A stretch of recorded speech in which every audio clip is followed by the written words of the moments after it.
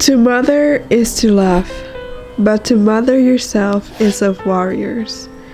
Through each little time passing by, situations that arise can be so easy to slip away from our projects and purpose apart from maternity.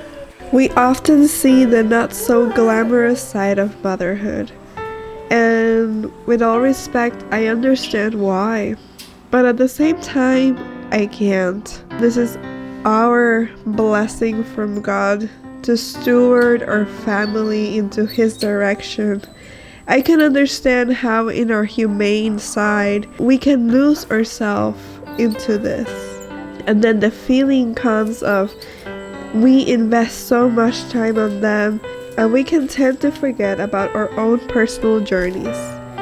We put so much effort and discipline when we give it to them, yet the lack of it when it comes to give it to ourselves.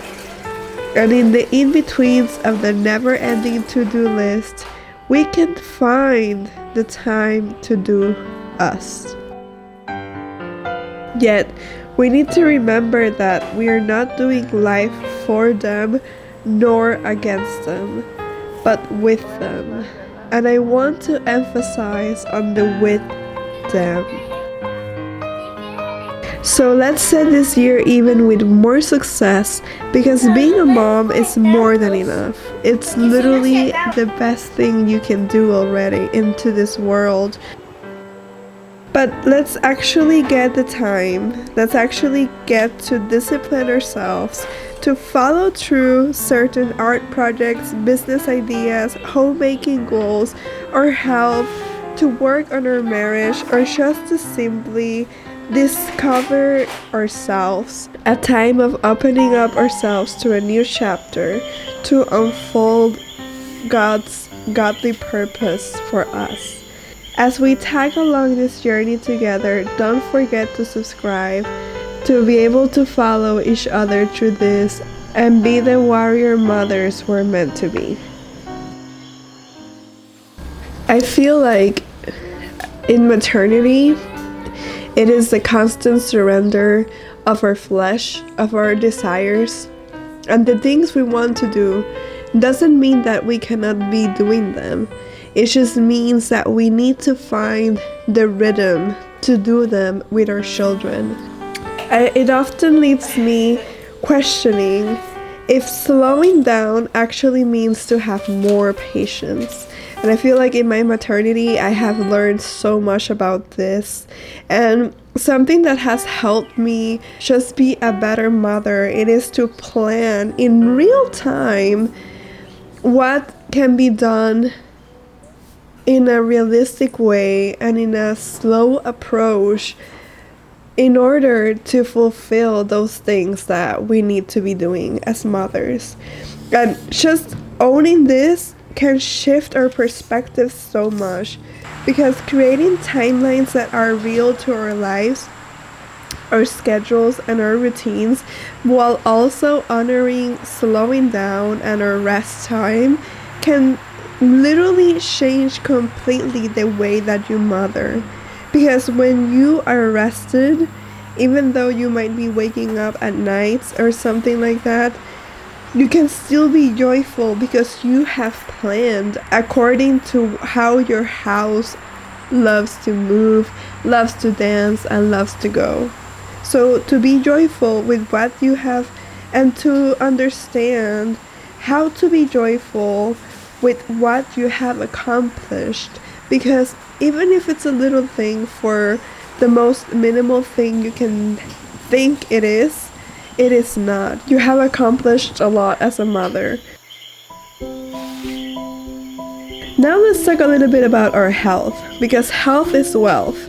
And when we're able to see that our health is not only physical, but it's also spiritual and mental, we can understand the whole circle of life and integrate all health aspects and seeing the body as a whole to work on it. And I think when you're able to see this perspective, you are able to transform as well the way that you feel inside, the way that you move, the way that you walk, the way that you think, the way that you process your thoughts.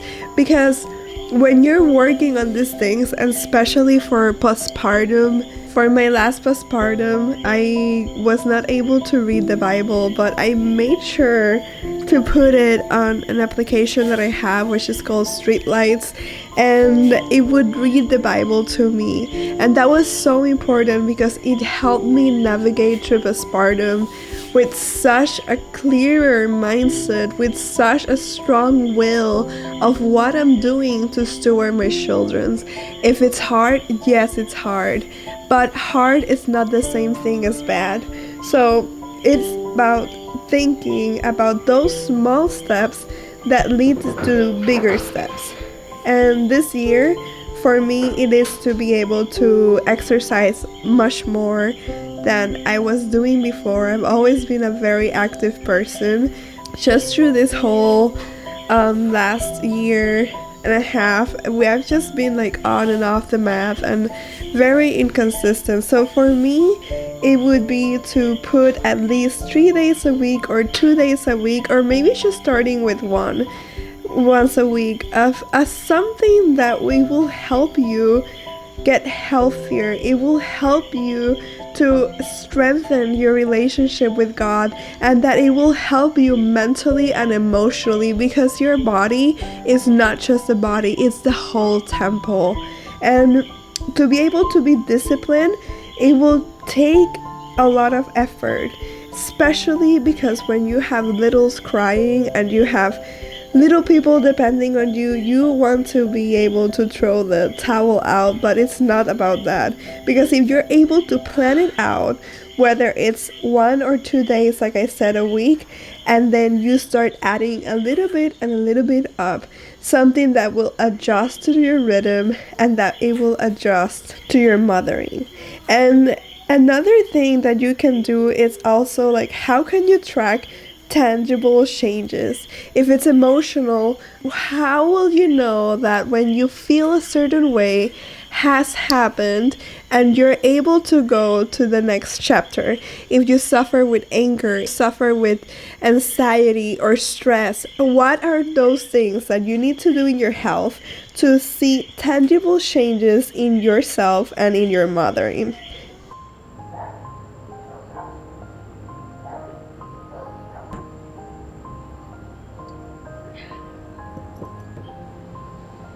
You have the time. I mean, do you really? When we think about it, everybody has 24 hours in their day in order to complete absolutely everything. And let's say like 7 of them is just to rest and go to sleep. As you keep having children, so you maybe have 1 right now, maybe you have 2, but then maybe you're like me and you're gonna be having 3. And the power of the mind takes such a role here, and this is why it's so important to be rooted in God's word in order to thrive in life. In just general, either you have 1 or 3, it doesn't matter, because we all have the same amount of time.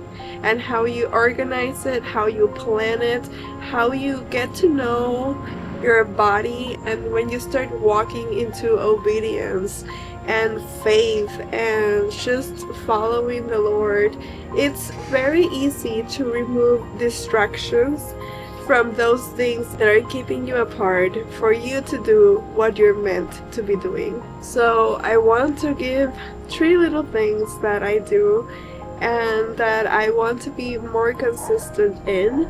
So it would be to, number 1, when you're doing your calendar, it would be to plan around your cycle. So what cycle are you in? If you're in menstruation, if you're in ovulation, it all depends on what cycle you're in, so you can know what are the things that you're going to be doing. And also, when are you going to rest the most? My current cycle is that I have a baby in bloom, so I'm super pregnant.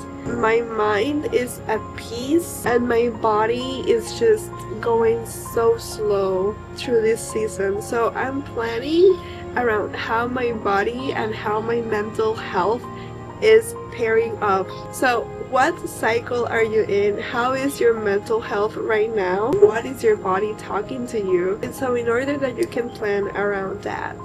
This will leave us with our next step, which is to declutter.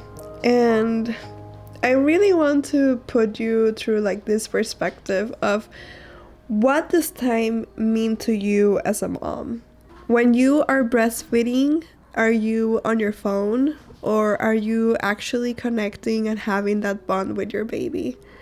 When you are doing stuff, are you constantly trying to do a lot of things at the same time? Or are you focusing on just that one thing? When you're with your friends, are you speaking life or are you speaking death? When you're with your husband, are you truly connecting in intimacy? Or are you just bickering or just putting a perfect mask so he cannot get through you? When you start valuing your time, when you start valuing who you are as a woman, as a mother, as a wife, as a friend, as a daughter, you can understand that you don't have the time for a lot of things because it depends how you move through time and how do you value it. It is about how do you relationship yourself with it. When I am talking about decluttering, I'm not just talking about a physical space only. I'm talking about starting to declutter your mind, negative thoughts, negative people, negative funny reels that you might see on the internet.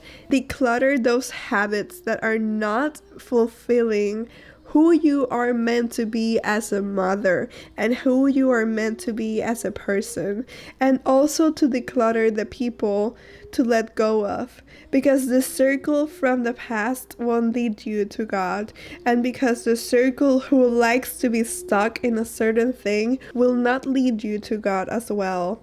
So it's much more than just decluttering your space. It's about decluttering your mind, the habits, the people, your social media, and then you can start decluttering your space. And if you really want to get disciplined with this, then you start decluttering your phone. All of those applications that are taking time of you, all of those to change the algorithm from your YouTube, from your Facebook, from your Instagram, and instead of seeing things that will give death to your family and to yourself, for it to start blessing your family, your husband, and yourself as well. It is so much more about a space. It's about as a whole spiritual aspect. Now that we have talked so much about time, about planning, about just following your rhythm, and also to be rooted into God's purpose, now it is time to find yourself in this chapter. So we're talking about a new year reset as a mom. As we have learned, it's about living your life with your littles. Now, do you know what are the things you like? How do you like to dress? What is your style? What are those things that are calling to you but you just have put it aside because there's so much to do in your home, or because the fear of not being good at trying something new is there? And when that fear comes up, I want you to remember that your identity is not about how good of a mother are you, how good of a wife are you, how good of a friend are you. None of that matters, because your identity is as a daughter of Christ. When you're able to understand that your identity, God is the one that gives it to you, then you're able to surrender all of those things mentioned before to Him. So you can be better at these things. However, none of it defines you. When you start thinking and realizing and just putting your mind into this, like, what are those things that call to you? Are you an artist? Are you more of a creator? Are you more of a cooker? Are you more of a gardener? What are those gifts and interests that God has put upon you and that you are meant to follow through and use them in order to glorify Him? Because at the end of the day, the purpose of life as a mom is to pursue those gifts and make them part of your life, of your routine, of your marriage, while you're also doing life with your children. And that is the best gift you can give to them. Thank you so much for watching a video. Welcome to Well Honey Home, and if you haven't subscribed, remember to do so, and I will see you on the next video. Bye. Bye.